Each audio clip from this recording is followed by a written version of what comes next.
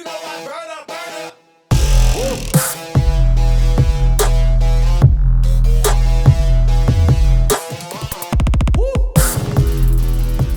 Welcome everyone to Beers and Banter. This is a hobby homies.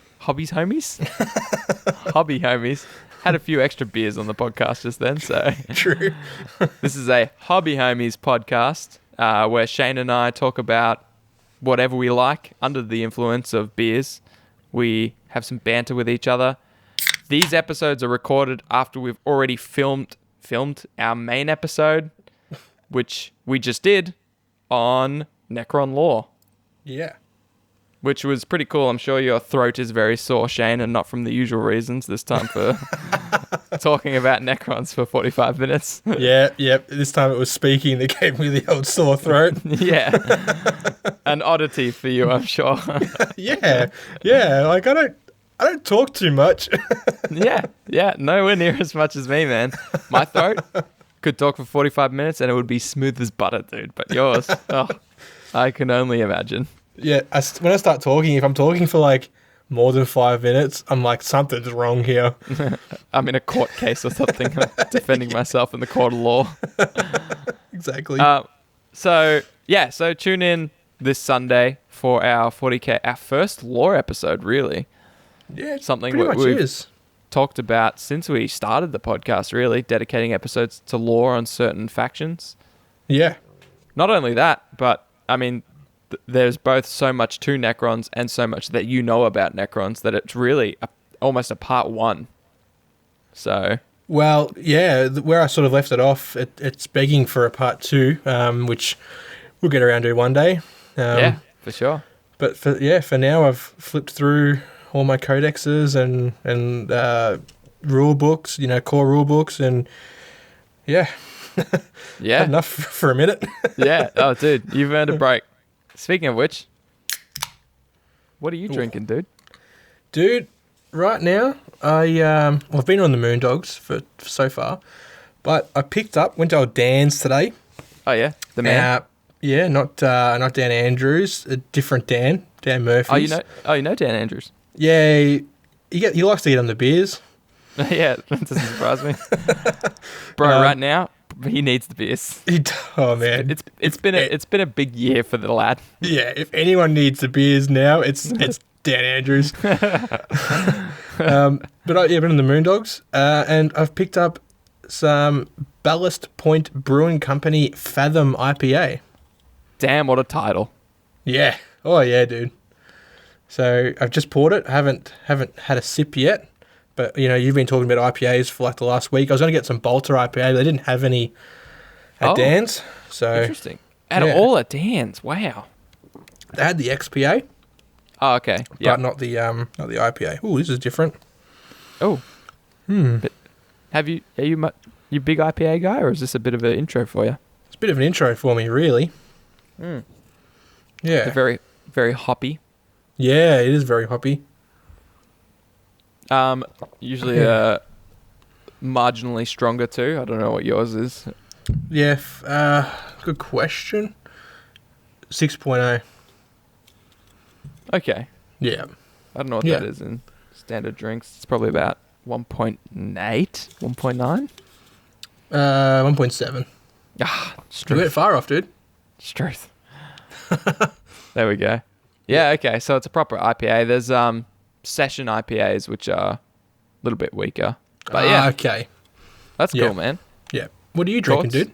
Well, funny you actually mentioned it just then. It's a Banter IPA, Ah, nice. which I've managed to, like, it feels like everywhere's got them right now, except for Dan's apparently. So it makes me feel like they were sold out of them as opposed to, like, I not think stocking so. them. There was a few empty spots on the old shelves. Yeah. But yeah, they had the XPA there. I was going to get that, but I was like, I'll just try this. And just picked it up. It ain't bad. Nice. I think I'll need to have another one to really get a good idea of it. Yeah, that happens. I've been frothing all Banter things, but I'm just like, am I having it too much? Am I going to be desensitized? So what I'm just doing is I'm never buying 2 4-packs twice. Yeah. So like now I'm having the Banter IPA. Next I'll have the Banter Strong Pale Ale, and then I'll have the Banter. There's a new one I've been trying called Hazy. Oh, yeah. which is like a passion fruit, mango, orange, citrusy kind of IPA. Now, it's not like flavored by any means. It's just like silent notes Yeah. of Yeah. citrus to it. So it's a nice fresh IPA. So yeah, I Okay. just sort of rotate those around recently. Nice. It has overtaken goats for me at the moment. Whoa. Big.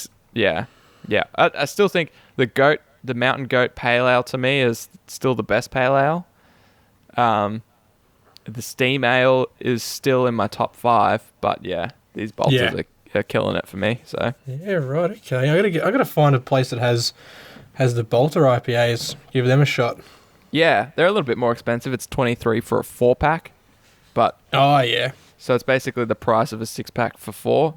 Yeah. But again, they are stronger, so it just depends if you want to increase your BAC or if you want to have drinks for a longer duration, you know. Yeah. Yeah. But I yeah, was sussing them out, and it seems like that $23 is, almost standard for like a 4-pack of craft. yeah, There are obviously some that are cheaper. I think got the Pirate Life's for like 18 or something like that. But within a couple of bucks. yeah, These were like 27 for a 6-pack. yeah. Okay, Yeah. man, beer's getting expensive, dude. It is fact, if you that buy was- it by the 6-pack. Not too bad if you buy it by the slab, but it depends mean- what you're buying. Just in like, you could get a top tier slab in the States for like $30. Oh yeah, If goats were in the States, the slab would be like $35-$40. the damn alcohol tax, dude. Yeah, man, it's crazy. I Yeah, did froth that about being over in the US. In fact, alcohol was so cheap. If you went to a casino in Vegas, they would just give you free drinks. If you Fair were sitting at a income. table, just gave you free drinks. wow. It gets you spending more money at the table though. So why would they charge you for drinks? Well, that's what they thought, but most of us were just sitting around watching our one friend, and you're supposed to tip him, so we Yeah. just all tip him like $1 each every time. And the bartender was like, "Yeah, loving it. There's like Yeah, 10 of us. adds up. That's like $10 every 30 minutes, I guess. Yeah. Just from us. Yeah. And we were loving it because it's like $1 for a Captain Morgan and Coke. Wow. Yeah, and they just bring it to us. Hell yeah, Anyways. dude. Anyway, So- that's not what. so- Hey, we also got to talk some hobby stuff, I guess. We do, but we can talk both. So when we're going Yeah. to LVO Oh, next true. year, True. Didn't think about that. That's big. hells yeah. That is the tricky thing about the LVO. I can't imagine like the whole time we're going to be. It's tricky because the whole time we're at a craps table, just absolutely slamming down beverages, we're going to be like, we're missing 40K games. Yeah, true.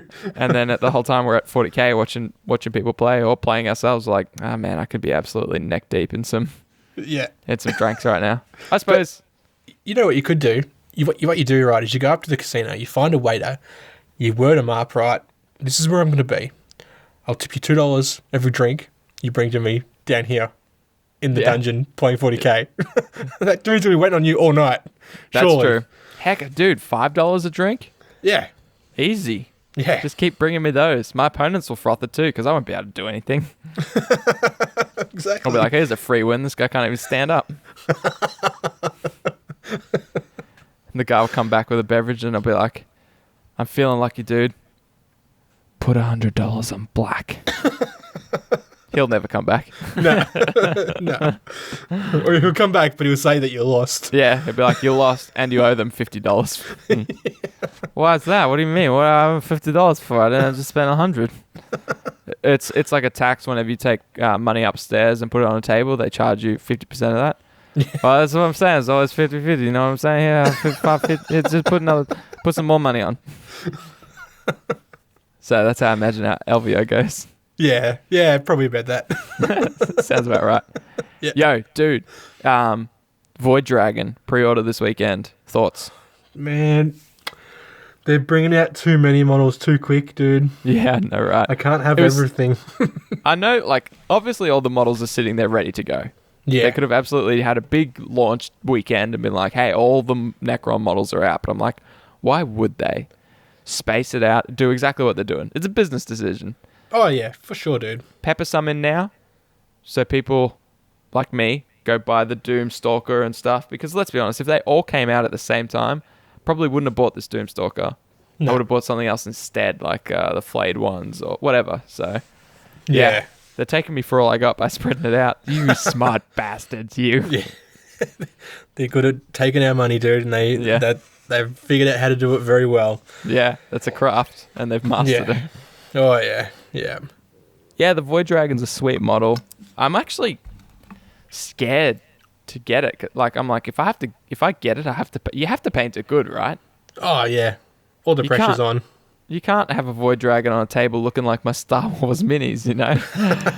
People will pick it up and be like, oh, you painted it like this. I think with a model as big and as opposing as that, you would have to paint it well, and you would spend all the time in the world painting it well. Yeah. It's like the Silent King, you know? You're going to spend a whole bunch of time on it. Yeah, that's also, like, I need the Silent King because I've been, like, knee-deep in competitive Necrons this last, like, few weeks. Yeah. And it sounds like an auto-include. Yeah. You know? It just has too many rules. But at the same time, first of all, I'm like, it's $250, which isn't a big deal to me because you pay per points in 40k, really. Yeah. So, like, if I'm not spending $250 on that model for 350, 400 points, I'll easily spend more than that on 400 points of something else. Yeah, like Immortals or something. Yeah, exactly. So the cost is nothing, but I'm like, yeah, but then I'd have to paint it. And I'd always be too scared, and it would sat there in grey plastic with the rest of my painted army, and I don't know, dude. I was talking to Jack, one of the dudes at Werribee Guff, and he bought himself the Silent King, and he's been building it, and he says it's going together all right, although it can be quite wonky. So go slow with the build. Okay. But he reckons that you can build it in some great sub-assemblies, like the two backup dancers one on each side. They can just come, they just go straight in. So you can paint them individually. Silent King himself and his big cloak, you can paint them individually because, like, the cloak doesn't actually adhere to the Silent King himself. It adheres to the throne thing that he's sitting on. So so you build the throne, paint it, build the cloak, paint it, glue that in, and then you glue the Silent King in front of it. That's cool. Yeah. So he reckons it's going to go together in a sub-assemblies for ease of painting really well, which was a big relief. Yeah. Yeah, that's cool. I'm just looking at it online. It's just insane. The colors are great. That green?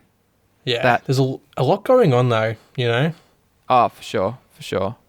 It's even got... Yeah, he has even, like, two little henchmen.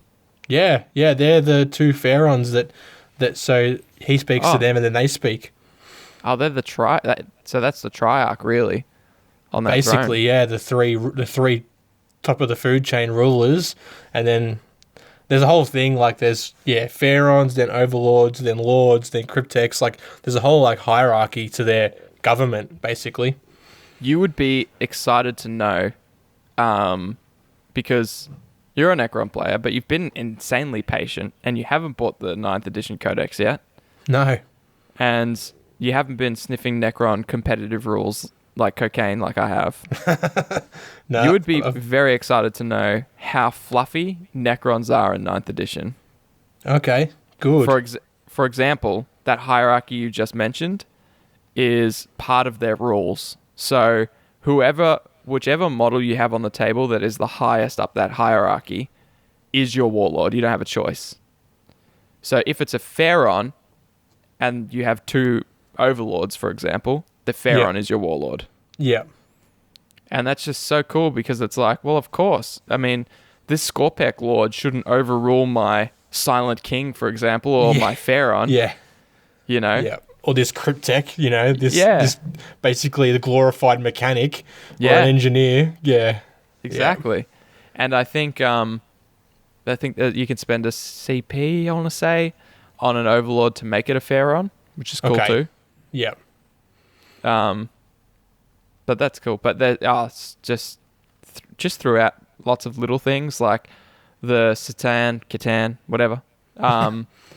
Don't get the army-wide command protocols and stuff like that, because they work almost independently of the rest of the Necrons, because the Necrons hate them. They hate the Catan. Yeah. Just like little things like that, the flavors. It's very 7th edition fluffy, Yep. but 8th edition clean. Nice. I should say early 8th edition clean. Yeah, because 8th lost a lot of that fluff in a way, you know? Yeah, when they streamlined the game, which was a good thing for the game, they had to cull a lot of the fluff. They needed to. And now it feels like they've brought it back in lots of different ways. Yeah, it's been interesting doing all the research for Sunday's episode, reading my old codexes, like 7th edition, man, the first codex, that was like the first thing I ever bought, besides sending you the money. I mean, the listeners have heard this story probably 20 times. Yeah. Besides sending you the money to bring back from Queensland those Necrons for me, Yeah. the codex was the first thing that I bought for my army. 7th edition codex. First ever Warhammer thing was codex and a can of lead pelcher. Smart, dude. Smart. Yeah. So reading that codex, man, reading all the stuff that we used to play like back in the day, and then early on in my journey in the Warhammer thing, I went and bought a 5th edition codex that a guy was selling on, I think, Gumtree for like $20. So I was like, sweet. I'm a magpie, right? I just collect shiny things, but I was like, fuck yeah, I'll have that. That's a piece of history. And while I was there, I ended up buying like a Warhammer Fantasy 8th edition rulebook off him for like $50 and of course. a few other things. Yeah. Yeah. Because I was just there. Yeah. But yeah, reading all that stuff, it's amazing to see like the game change throughout the editions. And it goes from being like 5th edition where there was like only a handful of models, super fluffy, to gaining more models and keeping most of the fluff, and then 8th having the same amount of models and then losing a lot of the fluff. And yeah. It's been an interesting journey. It's funny, when we sort of first started this podcast, or even just jumped into the hobby, we were so new and so raw, and almost like we had imposter syndrome. We're like, we can't talk about this stuff. There's people that have been in this hobby for 30 years and played across multiple editions. We've just played 7th and a little bit of 8th. Yeah. But now it's like, we're starting to get some editions under our belt, man. Like we played 7th, 8th, 9th. We can talk about old models that are no longer like out of print, Yeah.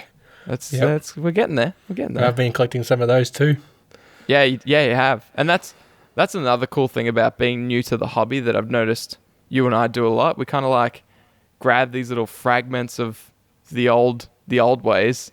Yeah. And try and like, it's not nostalgia but I get excited to do something that we missed out on doing but can still do. Yeah. If that makes sense. Like when you get an old metal model and you have to try and clean it up and all that kind of stuff. Like we got into 40k when the whole range was plastic. Yeah, exactly. Or flying cast. Yeah, true. Or fine cast. Like where we've got into the hobby, there's still that turning point, like in 10 years, people, I say, will most likely look at fine casts and the way we look at metal minis, It'll be a thing of the past. It'll be like, the days of yore, like where all they've ever known is plastic models.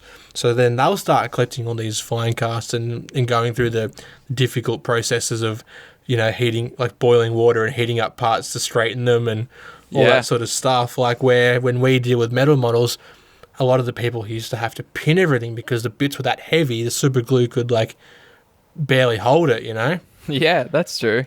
Yeah. Even resin, like it took us a while before we'd ever even dealt with resin. Yeah. Which was just a standard that's a standard for a lot of people in a lot of different hobbies, but we started with 40k, so it took us a while to even get into that. But exactly. Washing your minis and stuff like that, it will eventually be a thing of the past, maybe. Man. 3D printing has basically always been a thing as long as we've been in the hobby. So, yeah, it's interesting. Yeah. Yep. Hells yeah. Yes. I'm wanted to no. apologize to the listeners from the last live episode. Oh boy. I was listening back to the to the start of it, and when I'm trying to fix like the issues we had with some people couldn't join, the clicking was so fucking loud. Like you can just hear like me this. smashing that fucking click. Yeah, exactly, dude. I'm like listening to it. I'm like, fucking good God! I've just got this like little wireless mouse that it sounds like I'm just belting the keyboard. Yeah. Yeah. Look, what can we do? You know. Yeah. We do apologize. We're not in the studio. COVID's thrown us a spanner. Yeah, We're recording still. remotely. We're Yeah. using free programs and Yep. Discord bots. You know, we're doing our best. We have worked like tirelessly to try and get the audio quality as good as we can Yep. for remote recordings. Yeah. And this is honestly sort of the best we can get it until we're back in the studio, which we hope is soon. Really hope it's soon. Like, look, I'm not putting money on it, but I think I'd like to say in the next 2 weeks, we might be able to. Obviously, granted that that Jochi can do the same, but yeah. I think a couple of weeks the rules might change, the restrictions might change. So there's I don't even want to think about that. I've got in my head end of year, so I won't be disappointed. yeah, but like, man, it makes me so depressed to think that for the whole of Hobby Homie season 2, we haven't even been in the studio.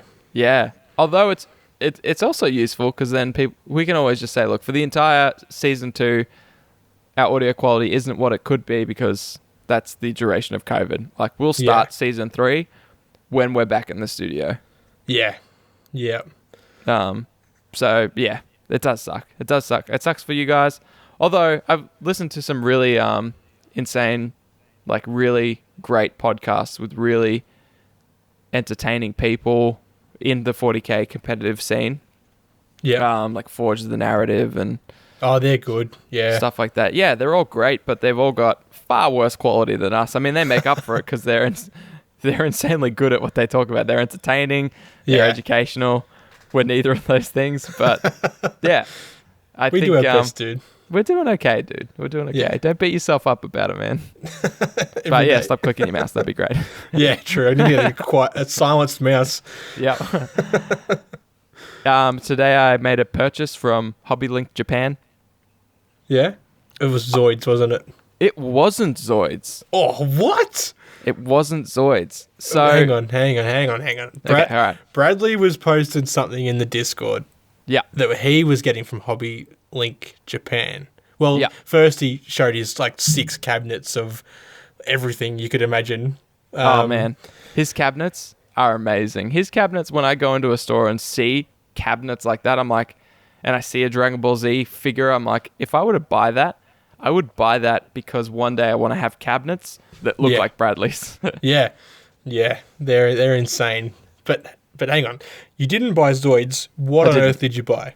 So there's this thing I've discovered called Hexagear, Okay, which is effectively, so there's it's a long journey I've been on, Shane. You've missed a lot. So there's a company called Kotobukiya, which I don't know how it's pronounced. come again? Kotobukiya. Sure. Kotobukiya. And that's the company Kawasaki. that does, I mean, they're just one of the best companies at these models. Yeah. They do Zoids and just just phenomenal things. Neon Genesis, Zoids, all that kind of stuff. They're insane. Yeah. They're great. So because I have some Zoids, I know that this is a great company at scale model kits. Okay.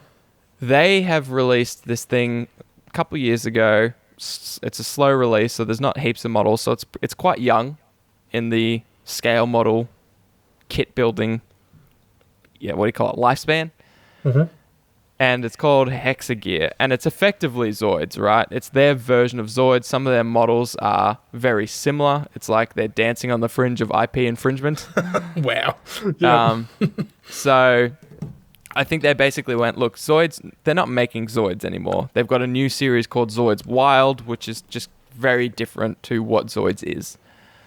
So we want to make a line that we can work on for the next 10 years that isn't tied to, it's not tied to a manga or a anime series or a movie. They created it from scratch. Yeah. The models look phenomenal. I'm going to post a couple in our Discord now. People are going to get very confused, I guess. Because they're going to be like, what are you posting these pictures of? But I'll show you what I bought.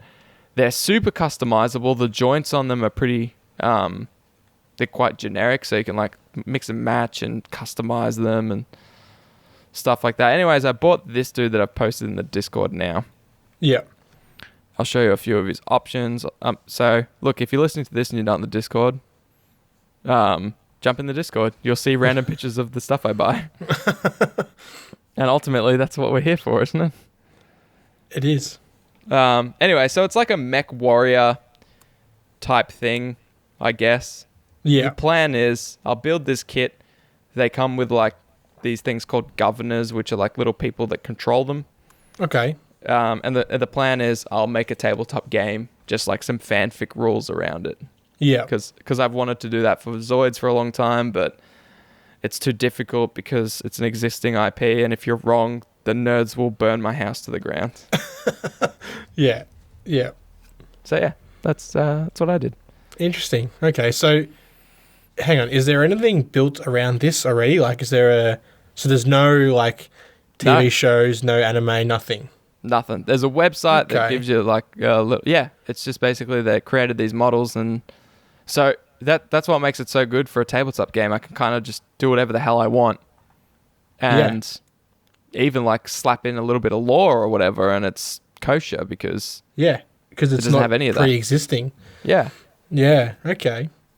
So Nice, dude. Nice, and they look good too. Like they look like like a mech, like you'd expect. So are they like remotely controlled? That you said there's little guys that drive them. yeah, no, okay, I didn't post a picture of it, but the mech can actually open up and you can put the dude in there. Ah, okay. So it's like a pilot inside the mech. Correct. Yeah. Nice. Okay. Yeah, it's very cool. Just very cool. Yeah. So I bought that dude, and I bought this little pilot, which I'll post in here as well. Yeah. I shouldn't say pilot; they're basically soldiers. Oh yeah. Yep. And so that whole model, they're insanely customizable. They're poses, and you can put different guns on them, and even that mech guy, like I can swap out any of the weapons he has on him and put on cannons or whatever. Do they come like pre-painted, and you need to Yes. build them, or? Yeah, they come pre-painted. Yeah. Nice. People do paint over them, but as you can see in that picture, like the colors you see there is how it comes. Yeah. You don't even need to paint over that. They still look good. Yeah, exactly. Yeah. Yeah. So it's a That's fun awesome, little man. kit building project, but also if I can make a tabletop game for it, that'd be dope. Yeah. Bit of fun. And the scale would be fun to work with because they're about 30 centimeters tall. Wow. Pretty big. Yeah. Yeah. So you can imagine just like massive buildings, and they're just like, yeah, anyways. Yeah. Hell yeah. Something else I wanted to quickly talk about is a couple of Kickstarters. Cool. So I was talking to you before the podcast about the 7th Citadel. Yeah, Which we touched is- on that the other week, didn't we, too? Yeah. It's still got 33 hours to go. This episode gets released on Thursday. You know, if you're listening to this episode day of release, it's still up there. And also for a little bit day after day of release of this episode. Yeah. Yeah. But if not, stay tuned because I'm about to back it now. So I'll probably cover it a little bit on the podcast. Oh, he's I'm doing it. He's pulling the trigger on it. Yeah, I've got it lined up ready to go. I'm watching actually the dollars for it tick up. I'm going to let you... This is a guessing game, Shane. Yeah. How much Australian dollars do you think it's raised? Keeping in mind, it's a board game. Oh, okay. So how much is raised for its goal? Yeah, how much money it's raised. For reference, there's another game I'm interested in called Yeah. Kabuto Sumo Board Game, which looks Yeah. very adorable. Okay. And it's raised $75,000, which is well above its goal of $14,000. Wow. Okay. It has 1,200 backers, and it's raised $74,000. Now, the Seventh insane. Citadel has a precedent because its previous game, The Seventh Continent, was a huge success. Yeah. I think it raised over $1 million. I'm going to say this is raised like 1.8. Yeah, it did raise 1.8 actually. I think you said that last week or the other week. Weeks ago. Yeah, for some reason, 1.8 just came to mind. I'm pretty sure you told me. Yep, it has raised 1.8. Yeah, But since then, it's raised insane, another. though. What's that? It's insane. Like, just to think of, like, that. I mean, of course, because its predecessor had so much success, it's expected to this one as well. Because, yeah, because like we spoke about, it does this company when they released the Seventh Continent, they didn't release it retail. It came out on Kickstarter, and that was it. They ran the amount of copies that made up the Kickstarter, and that was it. So if you wanted to buy this, your only way of buying it was from someone who backed it on the Kickstarter. It's crazy. And they would charge you about $400 a copy, and that was a good deal. Some went upwards of $700. What was the game worth on the Kickstarter? Like, how much would it cost to back it? I don't know originally, but this one cost 115 Australian for the minimum pledge. Wow, okay. Which is the exclusive collector's core box, free exclusive expansion, and all unlocked stretch goals. God damn! So you're getting the game and an expansion for 115 plus the stretch goals, which are probably what, like graphic art cards or something like that, or like are they like legit like extras, or are they just like corny kind of things? Oh, there's a few optional buys as well, which I might. More research is required here. I don't actually know if this is going to retail either. Yeah. Or if they're going to keep in line with. Anyways, it's raised more than 1.8 now, Shane. It's at 4.6 million. Fucking what? Yeah.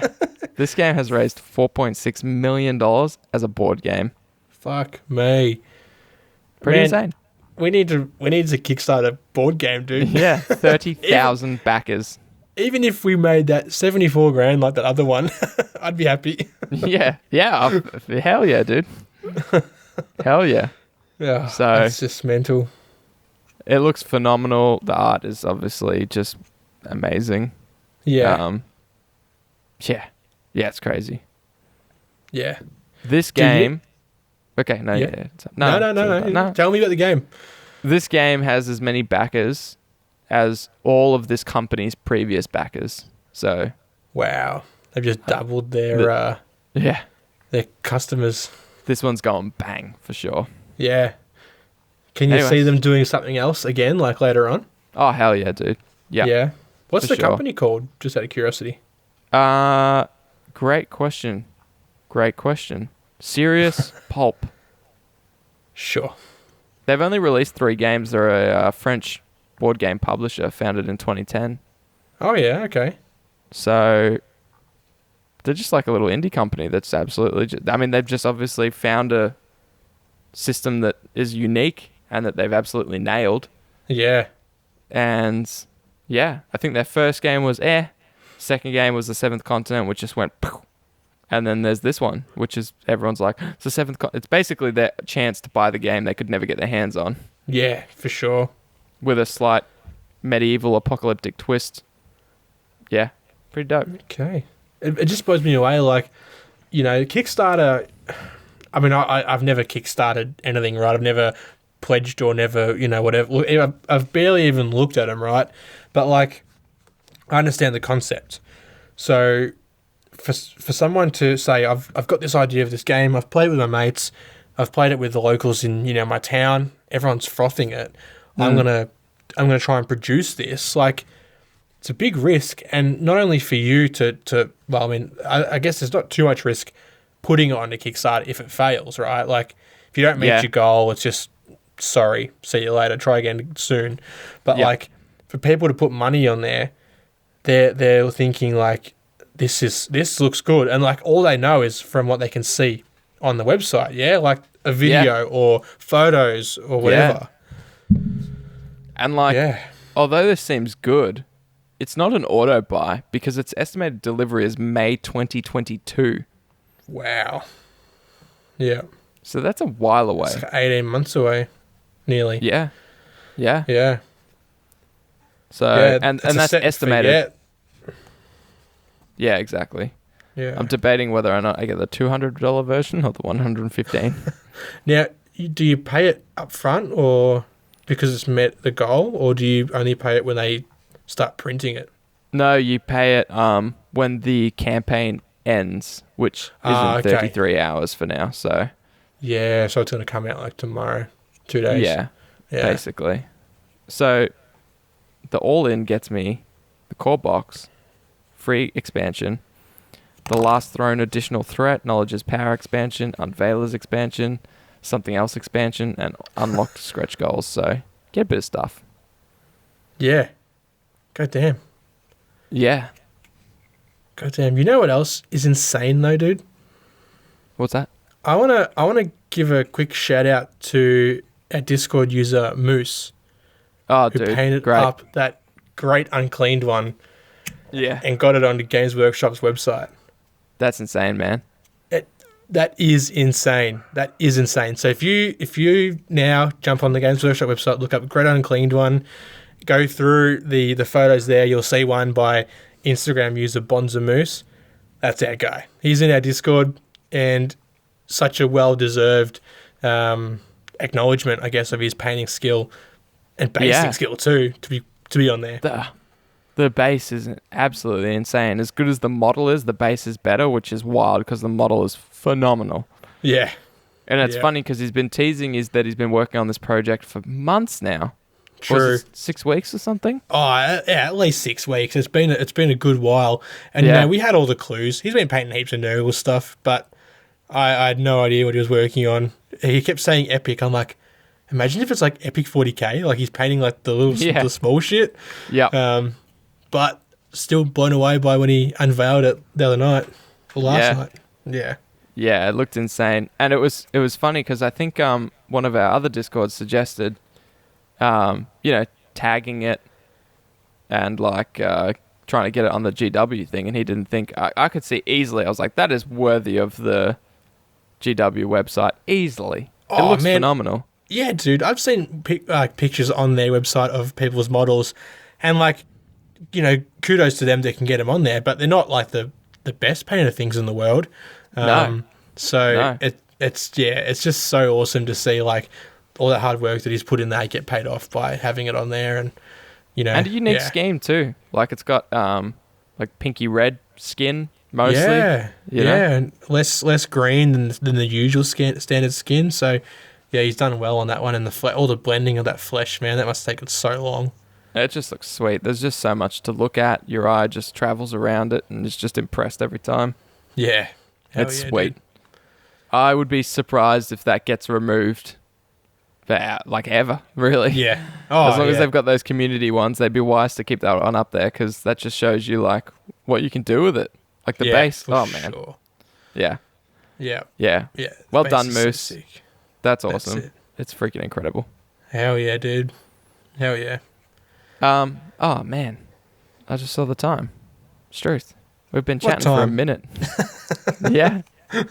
Yeah, damn. We got so much we want to talk about. Yeah.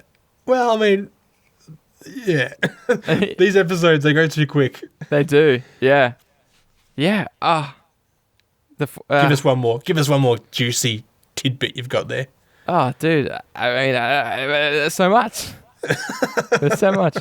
I'm excited because I've been painting, playing Necron games, list building with our list builder Dave, one of our patrons, organizer of the 40k league. And there's so much I wanted to talk about there, but we just don't have time.